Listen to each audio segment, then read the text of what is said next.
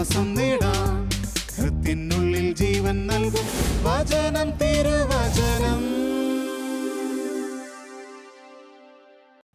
യേശുവിൽ സ്നേഹമുള്ളവരെ, പൗലോസ്ലീഹ എഫേസോസിലെ സഭയ്ക്ക് എഴുതിയ ലേഖനത്തിൽ 6-ാമത്തെ അധ്യായം 10ഉം 11ഉം തിരുവചനങ്ങൾ നമ്മൾ ഇന്ന് ധ്യാനിക്കുകയാണ്. ഇങ്ങനെയാണ് സ്ലീഹ എഴുതി വച്ചിട്ടുള്ളത്: അവസാനമായി കർത്താവിലും അവിടുത്തെ ശക്തിയുടെ പ്രാഭവത്തിലും കരുത്തുള്ളവരാകുവിൻ. സാത്താൻ്റെ കുടിലതന്ത്രങ്ങളെ എതിർത്ത് നിൽക്കാൻ ദൈവത്തിൻ്റെ എല്ലാ ആയുധങ്ങളും ധരിക്കുവിൻ. വലിയ സ്നേഹത്തോടെ ദൈവത്താൽ തിരഞ്ഞെടുക്കപ്പെട്ട സഹോദരങ്ങളോട് സ്ലീഹ അവരെ പ്രചോദിപ്പിച്ചുകൊണ്ട് പറയുകയാണ്, പ്രോത്സാഹനം കൊടുത്തുകൊണ്ട് പറയുകയാണ്: സഹോദരങ്ങളെ, കർത്താവിലും അവിടുത്തെ ശക്തിയുടെ പ്രാഭവത്തിലും നിങ്ങൾ കരുത്ത് ഉള്ളവരാകുവിൻ. സമ്പത്തിൻ്റെ കരുത്തുണ്ടായിട്ട് കാര്യമില്ല, ആരോഗ്യം ഉണ്ടായിട്ട് കാര്യമില്ല, ഉന്നത സ്ഥാനം അലങ്കരിച്ചിട്ടും കാര്യമില്ല. മറിച്ച് വേണം നമുക്കെല്ലാവർക്കും എന്ത്? കർത്താവിൻ്റെ ശക്തിയുടെ പ്രാഭവത്തിൽ ഉള്ള കരുത്ത്. ആ ഒരു കരുത്ത്, ഒരു ആത്മധൈര്യം, ഒരു ആത്മബലം നമുക്കെല്ലാവർക്കും ആവശ്യമാണ്. എത്ര ഉന്നതരാണെങ്കിലും ചില സമയങ്ങളിൽ അട്ട ചുരുണ്ടുകൂടുന്ന പോലെ ചുരുണ്ടുകൂടുന്ന കണ്ടിട്ടുണ്ട്. ചെറിയ കാര്യം മതി അവർ വല്ലാതെ അങ്ങ് റിസർവ്ഡ് ആയിപ്പോവും, ചുരുണ്ടുകൂടിപ്പോവും, ഇല്ലാതെ ആയിപ്പോവും, ഒരു മൂലയിൽ ഒതുങ്ങുന്ന പോലെ ആയിപ്പോവും. സ്ലീഹ പറയുന്നു, നീ കർത്താവിൽ കരുത്തുള്ള മകനായിട്ട് മാറണം. നീ കർത്താവിൻ്റെ ശക്തിയുടെ പ്രാഭവത്തിൽ കരുത്തുള്ള മകളായിട്ട് മാറണം. അതാണ് ഇന്ന് സ്ലീഹ നമ്മളെ ഓർമ്മിക്കുക. എന്തിനാ ഇങ്ങനെ കരുത്തുള്ളവരാകുന്നതെന്ന് അറിയാവോ? സാത്താൻ്റെ കുടിലതന്ത്രങ്ങളെ എതിർത്ത് നിൽക്കാൻ. അതിനാണെന്നാണ് സ്ലീഹ പറയുക. സാത്താൻ്റെ കുടിലതന്ത്രങ്ങളെ എത്ര ആക്റ്റീവാണെന്നറിയാവോ? സാത്താൻ എത്രയധികം സൂത്രശാലിയാണെന്നറിയാവോ? നമ്മൾ ചിന്തിക്കുന്നതിൻ്റെ ഇരട്ടി ചിന്തിച്ചിട്ട് എങ്ങനെയെങ്കിലും നമ്മളെ തകർക്കാൻ സകല കെണികളും അവൻ ഒരുക്കും, സകല തന്ത്രങ്ങളും അവൻ മെനയും.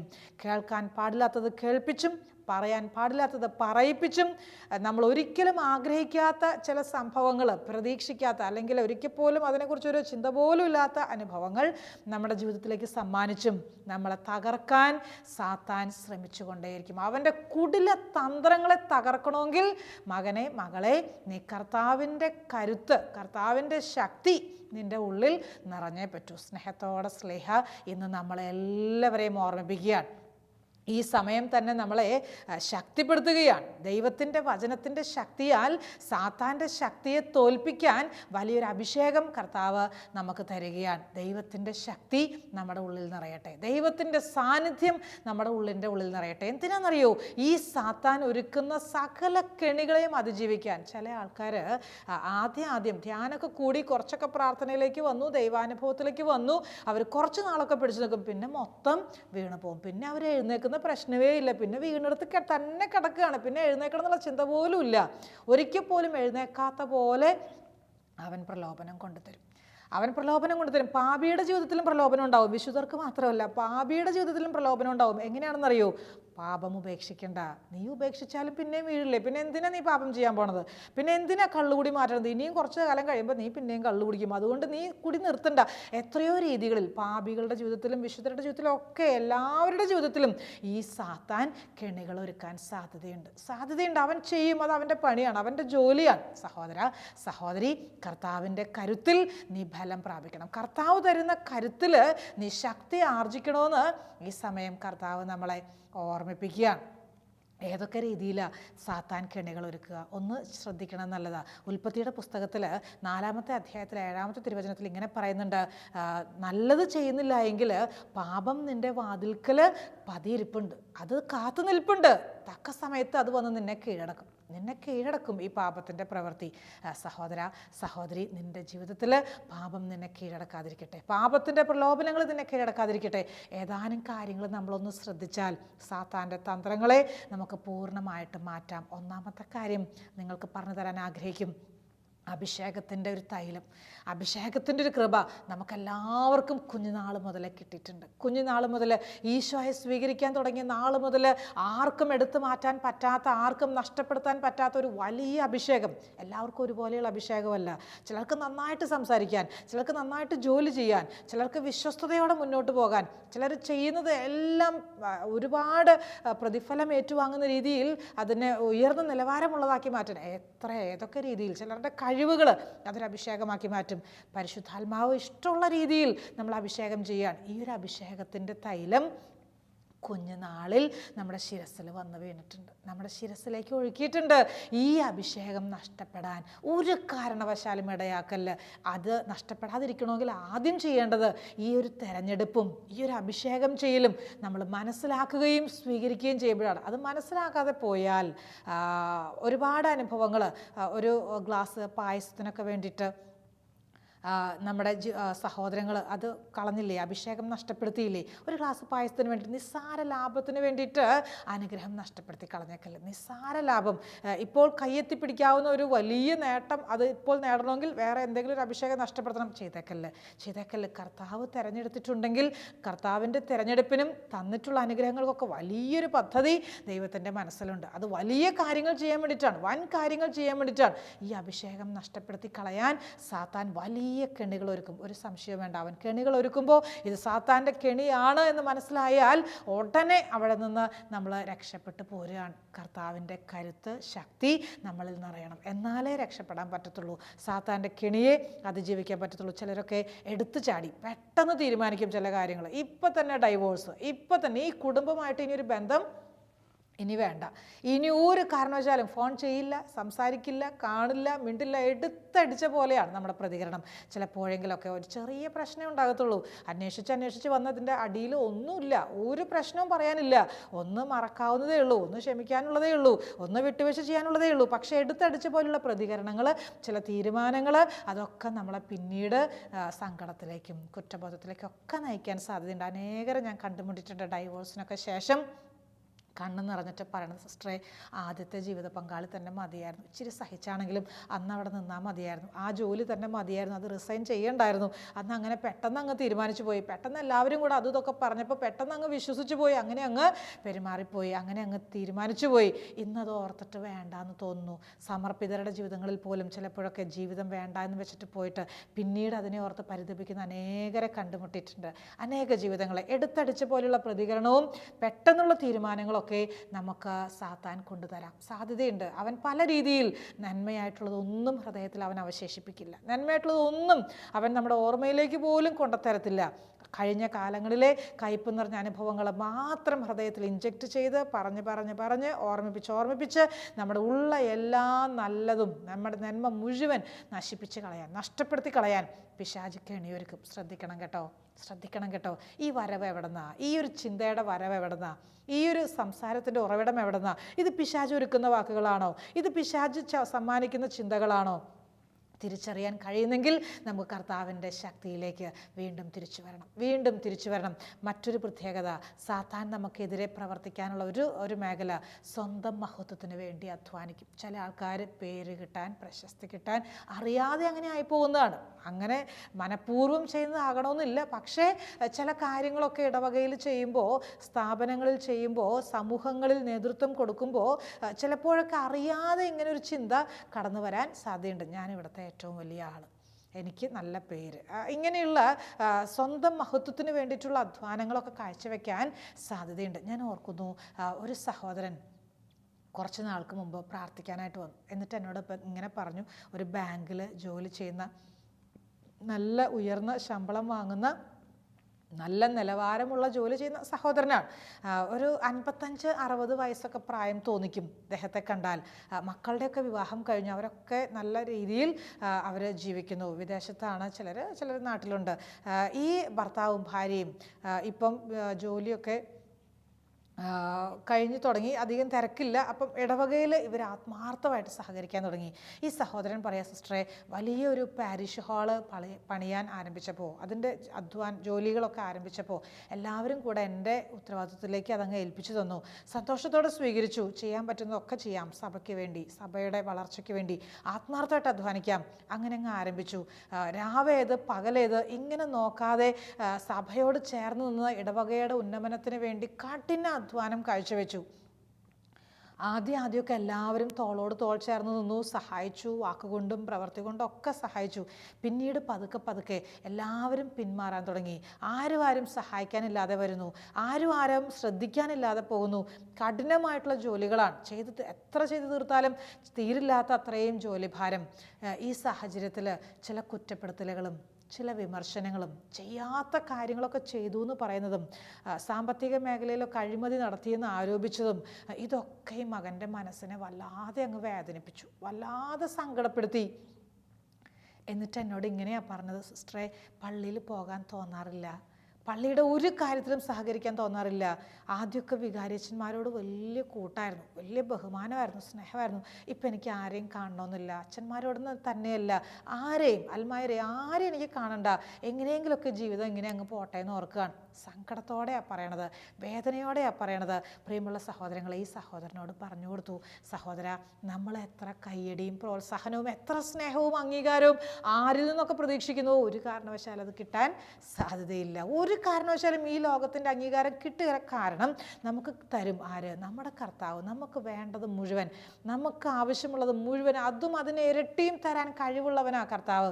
ചോദിച്ചു നോക്കിയേ, കർത്താവിൻ്റെ അടുത്തൊന്ന് ഇരുന്ന് നോക്കിയേ, കർത്താവിനോടൊന്ന് ആവശ്യപ്പെട്ട് നോക്കിയേ, കർത്താവ് തരും. നിൻ്റെ മനസ്സിന് എന്ത് വേണമെന്ന് തോന്നുന്നുവോ അത് മുഴുവൻ തരാൻ നിൻ്റെ കർത്താവ് സന്നദ്ധനാണ്, നിൻ്റെ കർത്താവ് തയ്യാറാണ്. ഒന്ന് ചോദിച്ചാൽ മാത്രം മതി. അതുകൊണ്ടാണ് സ്ലീഹ നമ്മളെ ഓർമ്മിപ്പിക്കുന്നത്, നീ കർത്താവിൻ്റെ ശക്തിയുടെ പ്രാഭവത്തിൽ കരുത്ത് ഉള്ള വ്യക്തിയായിട്ട് മാറണം. അവർ കൈയടിച്ചില്ല, അവർ അംഗീകരിച്ചില്ല, ഒരു നല്ല വാക്ക് വെഞ്ചരിപ്പിൻ്റെയൊക്കെ സമയത്ത്, ഉദ്ഘാടനത്തിൻ്റെയൊക്കെ സമയത്ത് ഒരു നല്ല വാക്ക് പറഞ്ഞില്ലല്ലോ. ഇത്രയും അധ്വാനിച്ചതല്ലേ, സ്വന്തം വീട്ടിലെ ആവശ്യങ്ങൾ പോലും മാറ്റിവെച്ചിട്ടാണ് ഞാൻ ചെയ്തത്, പക്ഷെ ഒരു നല്ല വാക്ക് ആരും പറഞ്ഞില്ല. അതോടുകൂടെ തന്നെ പള്ളിയായിട്ടുള്ള ബന്ധങ്ങൾ, കൂതാശകളായിട്ടുള്ള ബന്ധങ്ങളൊക്കെ നിന്നു പോവാണ്. സഹോദരങ്ങളെ, എല്ലാം കാണുന്നൊരു കർത്താവ് നമ്മുടെ കൂടെയുണ്ട്, എല്ലാം അറിയുന്നൊരു ദൈവം. നീ ഒരു ഗ്ലാസ് വെള്ളം ഒരാൾക്ക് കൊടുത്താൽ, യേശുവിനെ പ്രതി കൊടുത്താൽ അതിന് സമ്മാനം ഉണ്ടെന്നാണ് സുവിശേഷത്തിൽ രേഖപ്പെടുത്തി വെച്ചിട്ടുള്ളത്. നമ്മൾ ചെയ്യുന്ന ഓരോ കൊച്ചു പ്രവൃത്തിയും, ഓരോ കൊച്ചു അധ്വാനവും അത് കർത്താവിൻ്റെ ഹൃദയത്തിൽ രേഖപ്പെടുത്തുന്നുണ്ട് കേട്ടോ, അത് കർത്താവിൻ്റെ മനസ്സിൽ എഴുതി വെക്കുന്നുണ്ട് കേട്ടോ. മറന്നേക്കല്ല്, കർത്താവ് കണ്ടില്ല എന്നോർക്കല്ല്, കർത്താവ് അറിയുന്നില്ല എന്നോർക്കല്ല്. കർത്താവ് സകലതും കാണുന്നു, സകലതും അറിയുന്നു. എല്ലാത്തിനും കർത്താവിൻ്റെ സന്നിധിയിൽ ഒരു സമ്മാനമുണ്ട്. ഏത് ജോലിക്കാണെങ്കിലും കർത്താവിൻ്റെ സന്നിധിയിൽ ഒരു പ്രതിഫലം ഒരുക്കി വെച്ചിട്ടുണ്ട്. അപ്പോൾ നമ്മുടെ ജീവിതത്തിൽ ഈ ലോകത്തിൻ്റെ കൈയടിക്കോ പ്രോത്സാഹനത്തിനോ അല്ല, ലോകത്തിൻ്റെ മഹത്വത്തിന് വേണ്ടിയിട്ടല്ല, സ്നാപക യോഹന്നാൻ ചെയ്ത പോലെ തന്നെ കർത്താവിന് വേണ്ടിയിട്ട് വഴിയൊരുക്കാൻ, എന്നിട്ട് മാറി നിൽക്കാൻ എത്ര എളുപ്പം. വിശുദ്ധരൊക്കെ പറഞ്ഞിട്ടില്ലേ, ചിലർ പറഞ്ഞു ഞാനൊരു പെൻസിലാന്ന്, ചിലർ പറഞ്ഞു ഞാനൊരു ചൂലാന്ന്, ചിലർ പറഞ്ഞു ഞാൻ ഒരു പൂഴിമണ്ണാണ്. അങ്ങനെ എത്രയോ രീതികളിൽ സ്വയം അങ്ങ് ഇല്ലായ്മ ചെയ്യണം. ഞാൻ കുറയണം, എന്നിലെ എൻ്റെ ഈശോ വളരണം, ഞാൻ കുറയണം, എന്നിലെ എൻ്റെ ഈശോ വളരണം. ഈ ഒരു ബോധ്യത്തിലേക്ക് നമ്മൾ വന്നാൽ പിശാചിന് പിന്നെ നിൽക്കാൻ പറ്റുകയില്ല. അവൻ നമ്മളിൽ ഒന്നും സ്വാധീനിക്കാൻ അവന് സാധിക്കാതെ പോവും. മറ്റൊരു കാര്യം, പിശാച് നമ്മളെ സ്വാധീനിക്കാൻ ഇടയുള്ളത് പ്രതിഫലം ആഗ്രഹിക്കാൻ ആരംഭിക്കും. ഏതെങ്കിലും രീതിയിൽ, അല്പം സാമ്പത്തിക മേഖലയിൽ തന്നെയാണെങ്കിലും പ്രതിഫലം. ഒരു കൊച്ചു ജോലി ചെയ്താൽ അതിന് പ്രതിഫലം, ശമ്പളം കൂട്ടുന്നില്ല. ചിലരുടെ സങ്കടം അങ്ങനെയാണ്, ശമ്പളം കൂട്ടുന്നില്ല, പ്രൊമോഷൻ ആകുന്നില്ല, എന്തോ ഒരു സങ്കടം, അതിൻ്റെ പേരിൽ തന്നെ അരിശം. ഞാൻ ഓർക്കുന്നു, ഒരിക്കലും ഒരു സഹോദരൻ വിദേശത്ത് നിന്ന് ജോലിയുടെ അവധിക്ക് നാട്ടിൽ വന്നപ്പോൾ പ്രാർത്ഥിക്കാനായിട്ട് വന്നതാണ്. ഞാൻ അറിയുന്നൊരു മകനാണ്, മിടുക്കനാണ്, നല്ല മോനാണ്. ഇവൻ വന്നിട്ട് പറയാണ്, സിസ്റ്ററെ, നല്ല ജോലിയാണ്, പക്ഷേ ശമ്പളം എനിക്ക് മാത്രം കൂട്ടിത്തരുന്നില്ല. ഞാൻ എന്താണേലും ഒന്നില്ലെങ്കിൽ അവരോടത്ത് ഞാൻ പോയി ചോദിക്കും, അല്ലെങ്കിൽ ഞാൻ റിസൈൻ ചെയ്യും. ഈ രണ്ട് തീരുമാനമാണ്. ഞാൻ പറയും, ഇത് രണ്ടും നീ ചെയ്യണ്ട, നീ ചോദിക്കാനും പോകണ്ട, റിസൈൻ ചെയ്യാനും പോകണ്ട, വരട്ടെ, വെയിറ്റ് ചെയ്യുക, കർത്താവിൻ്റെ അടുത്ത് വെയിറ്റ് ചെയ്യുക, കർത്താവ് പറയണത് നീ ചെയ്യാവൂ, കർത്താവിൻ്റെ ഇഷ്ടമനുസരിച്ചിട്ട് ചെയ്യാവൂ. കർത്താവിനോട് പ്രാർത്ഥിച്ചു, കുറേ അധികം പ്രാർത്ഥിച്ചപ്പോൾ കർത്താവ് പറഞ്ഞു, ഇപ്പം ജോലി റിസൈൻ ചെയ്യണ്ട. ഈ മകൻ എന്നോട് പറഞ്ഞത്, സിസ്റ്ററെ, കൂടെയുള്ളവരുടെ കൂടെ ഒരിക്കലും അഡ്ജസ്റ്റ് ചെയ്യാൻ പറ്റില്ല, അവരതുപോലെ എന്നെ വേദനിപ്പിച്ചിട്ടുണ്ട്, അതുപോലെ എന്നെ ഒറ്റപ്പെടുത്തിയിട്ടുണ്ട്. ഞാൻ പറഞ്ഞില്ല മോനെ, നീ പോയേ പറ്റൂ, ആ ജോലിയിൽ തന്നെ തുടർന്നേ പറ്റൂ. ഈശോ അതാ നിന്നോട് ആവശ്യപ്പെടുക, ഈശോയ്ക്ക് അതാ ഇഷ്ടം. ഇപ്പോൾ പിന്നീട് നിനക്ക് ജോലി മാറ്റണമെങ്കിൽ മാറ്റാം, പക്ഷേ ഇപ്പോൾ നിന്നോട് ഈ ജോലി തന്നെ തുടരാൻ പറയുന്നു. കർത്താവ് പറഞ്ഞത് ഈ മകൻ കേട്ടു, പോയി. കുറച്ച് നാളുകൾക്ക് മുമ്പ് ഈ സഹോദരൻ വിളിച്ചിട്ട് പറയും, സിസ്റ്ററെ, അന്ന് പറഞ്ഞില്ലേ ജോലി മാറണ്ട, അവിടെ തന്നെ നിന്നോളാൻ. ആദ്യം കഷ്ടപ്പെട്ടായിരുന്നു, ഞാൻ ഒത്തിരി കഷ്ടപ്പെട്ടായിരുന്നു. എനിക്കതിനൊന്നും ഉൾക്കൊള്ളാൻ, ആ വ്യക്തികളെയോ സംഭവങ്ങളെയോ സാഹചര്യങ്ങളെയോ അതിനൊക്കെ ഉൾക്കൊള്ളാൻ എനിക്ക് വലിയൊരു വേദനയായിരുന്നു, എനിക്ക് വിഷമമായിരുന്നു. ഇവരുടെ കൂടെ എങ്ങനെ ജോലി ചെയ്യും, അങ്ങനെയായിരുന്നു മനസ്സിൽ. പക്ഷേ അത് മുഴുവൻ മാറിപ്പോയി. എൻ്റെ കമ്പനിയിൽ വലിയ മാറ്റമായി. അവർക്കെല്ലാം ഇന്ന് വലിയ കാര്യമാണ്, നല്ല ശമ്പളമായി. ഈ അടുത്ത് ഇനി വീണ്ടും പ്രൊമോഷൻ ഉണ്ടാകുമെന്ന് സാധ്യതയുണ്ട്. ഈ സഹോദരൻ പറയുക, എല്ലാ രീതിയിലും അനുഗ്രഹിക്കപ്പെടുകയാണ്. ചില സാഹചര്യങ്ങളിൽ ചില വ്യക്തികളൊക്കെ ആയിട്ടുള്ള ഇടപെടലുകളിൽ മനസ്സ് കീറി മുറിയാൻ സാധ്യതയുണ്ട്. മനസ്സിൻ്റെ ഉന്മേഷം മുഴുവൻ നഷ്ടപ്പെട്ടു പോകാൻ സാധ്യതയുണ്ട്. ചില ചിന്തകൾ ഉടനെ വരും, എന്നാലും എന്നോട് ഇങ്ങനെ പറഞ്ഞില്ലേ, എന്നാലും എന്നോട് ഇങ്ങനെ ചെയ്തില്ലേ. അപ്പോൾ ചിലപ്പോൾ ഇങ്ങനെയുള്ള ചിന്തകൾ പോലും നമ്മളെ തളർത്തിക്കളയാൻ സാധ്യതയുണ്ട്. പ്രിയമുള്ള സഹോദരങ്ങളെ, കർത്താവ് നമ്മളെ സഹായിക്കട്ടെ. എന്തിനാണെന്നറിയോ? പ്രതിഫലം വാങ്ങാതെ, ഒരു പ്രതിഫലവും വാങ്ങാതെ, ഒരു പ്രതിഫലം, എത്രയോ സഹോദരങ്ങളെ അറിയാം, ആത്മാർത്ഥമായിട്ട് അറിയാം, ഒരു പ്രതിഫലവും ആഗ്രഹിക്കാതെ കർത്താവിൻ്റെ മുന്തിരിത്തോപ്പിൽ വേല ചെയ്യുന്നവരെ, കർത്താവിൻ്റെ നാമം മഹത്വപ്പെടാൻ വേണ്ടിയിട്ട് ആത്മാർത്ഥമായിട്ട് അധ്വാനിക്കുന്ന അനേകം ജീവിതങ്ങളെ കണ്ടുമുട്ടാൻ ഇടയായിട്ടുണ്ട്. മറ്റൊരു കെണി പിശാച് നമുക്കൊരുക്കി തരുന്നത് മുതിർന്നവരുടെ ഉപദേശമൊന്നും തേടണ്ട എന്ന് പറയും. ആരുടെ അടുത്ത് ഒരു ഉപദേശത്തിനും പോകണ്ട, ഒന്നും പങ്കുവെക്കേണ്ട, സ്വന്തം ചികിത്സകൾ ചെയ്തു പോകും ചില ആൾക്കാർ. അത് വലിയൊരു കെണിയാണ്. സ്വന്തം ചികിത്സ എന്ന് പറഞ്ഞാൽ എത്ര വലിയ ആത്മീയമായിട്ട് ശുശ്രൂഷ ചെയ്യുന്നവരാണെങ്കിലും പ്രശ്നങ്ങളും പ്രതിസന്ധികളും പോരായ്മകളൊക്കെ ജീവിതത്തിലുണ്ടാവും. എല്ലാവർക്കും ഉണ്ടാവും, എല്ലാവരുടെ ജീവിതത്തിലും ഉണ്ടാവും. ഇതിനെ എങ്ങനെ അതിജീവിക്കണം, അതാണ് നമ്മൾ പഠിക്കേണ്ടത്. എങ്ങനെ അതിജീവിക്കണം? സാത്താൻ്റെ പിടുത്തത്തിൽ വീണ്ടും വീണ് കടന്ന് പോവുകയാണോ, തളർന്നു പോവുകയാണോ? അല്ല, അവിടെ നിന്ന് അങ്ങ് ഉണർന്ന് എഴുന്നേൽക്കാൻ, ശക്തി സംഭരിക്കാൻ കർത്താവ് നമ്മളെ ക്ഷണിക്കുകയാണ്. കർത്താവ് നമ്മളോട് ആവശ്യപ്പെടുകയാണ്, ഒരു കാരണവശാലും പാപത്തിലേക്ക് വീണു പോകല്ലോ, ഒരു കാരണവശാലും പാപത്തിൻ്റെ ചിന്തകളെ താലോലിക്കാൻ ഇടവരല്ലോ, ഒരു കാരണവശാലും പാപത്തിൻ്റെ വാസനകളെ മനസ്സിൽ ജനിപ്പിച്ച് അതിനെ വളർത്തി രൂപപ്പെടുത്തി പക്വത പ്രാപിച്ച് അതങ്ങനെ ഒരു രീതിയിൽ കൊണ്ടുപോകാൻ അനുവദിച്ചേക്കല്ല്. കർത്താവിൻ്റെ ശക്തി കൊണ്ട് നമുക്ക് നിറയണം, കർത്താവിൻ്റെ സാന്നിധ്യം കൊണ്ട് നമ്മൾ നിറയണം. മറ്റുള്ളവരുടെ മുതിർന്നവരുടെ ഉപദേശവും അവരുടെ സംസാരമൊക്കെ നമുക്ക് വലിയൊരു മുതൽക്കൂട്ടാണ്. പല ആത്മഹത്യകളും ഓർത്തോക്കി ഒന്ന് മനസ്സ് തുറന്ന് പറഞ്ഞിരുന്നെങ്കിൽ പല സഹോദരങ്ങളും പലരും മരിക്കില്ലായിരുന്നു. ഒന്ന് മനസ്സ് തുറന്ന് പറയാൻ ഒരവസരം കിട്ടാത്തത് അതുകൊണ്ടാണ് ഇങ്ങനെ തളർന്നു പോയത്. ചിലർ സ്വയം അങ്ങ് ചികിത്സ ആരംഭിക്കും എന്ന് പറഞ്ഞാൽ ഇങ്ങനെ ചെയ്താൽ മതി, ഈ ഒരു പ്രശ്നത്തിന് ഇങ്ങനെ പോയാൽ മതി, ഈ ഒരു പ്രശ്നത്തിന് ഇങ്ങനെ ചെയ്താൽ മതി, സ്വയം അങ്ങ് ചികിത്സാവിധികൾ തേടും. ശരീരത്തിന് രോഗം വന്നാൽ നമ്മൾ ഡോക്ടറെ അടുത്ത് പോകും, മനസ്സിന് രോഗം വന്നാൽ ആരുടെ അടുത്തെങ്കിലുമൊക്കെ ഒന്ന് ഒരു ഉപദേശം തേടാൻ, അല്ലെങ്കിൽ ഒരു നല്ല ഗൈഡൻസ് കിട്ടാൻ, ഒന്ന് പ്രാർത്ഥന സപ്പോർട്ട് ചോദിക്കാൻ നല്ലതാട്ടോ. അതൊക്കെ നമ്മൾ ആത്മീയമായിട്ട് വളർത്തും, അത് നമ്മളൊക്കെ ആത്മീയമായിട്ട് ബലം തരും. ഞാൻ ഓർക്കുന്നു, പലപ്പോഴും ജീവിതത്തിലെ പ്രശ്നങ്ങളും പ്രതികൂല സാഹചര്യങ്ങളൊക്കെ വരുമ്പോൾ കർത്താവ് നമ്മളെ സഹായിച്ചതും പലരിലൂടെയും പല വാക്കുകളിലൂടെയും നമ്മളെ ബലപ്പെടുത്തിയതൊക്കെ ഓർക്കാൻ ഞാൻ ഓർക്കുന്നു. കുറച്ച് വർഷങ്ങൾക്ക് മുമ്പ് ഒരു പ്രത്യേക വേദനയുടെ അനുഭവത്തിലൂടെ കടന്നു പോകുന്ന സമയത്ത് മാതാവിൻ്റെ രൂപം കെട്ടിപ്പിടിച്ച് ഞാനിങ്ങനെ കരയാണ്, വല്ലാത്തൊരു സങ്കടം വരികയാണ്. കുറേ അധികം മാതാവിനോട് കാര്യങ്ങളൊക്കെ പറഞ്ഞ് കരഞ്ഞിട്ട് ഇങ്ങനെ ഇരിക്കുകയാണ്. മാതാവിൻ്റെ രൂപത്തിലേക്ക് മാറ്റി വെച്ചിട്ട് ഞാൻ ആ രൂപത്തിലേക്ക് ഇങ്ങനെ നോക്കിയിരിക്കുകയാണ്, ഒന്നും മിണ്ടുന്നില്ല, കരച്ചിലൊക്കെ തീർന്നു, ഇങ്ങനെ നോക്കിയിരിക്കുകയാണ്.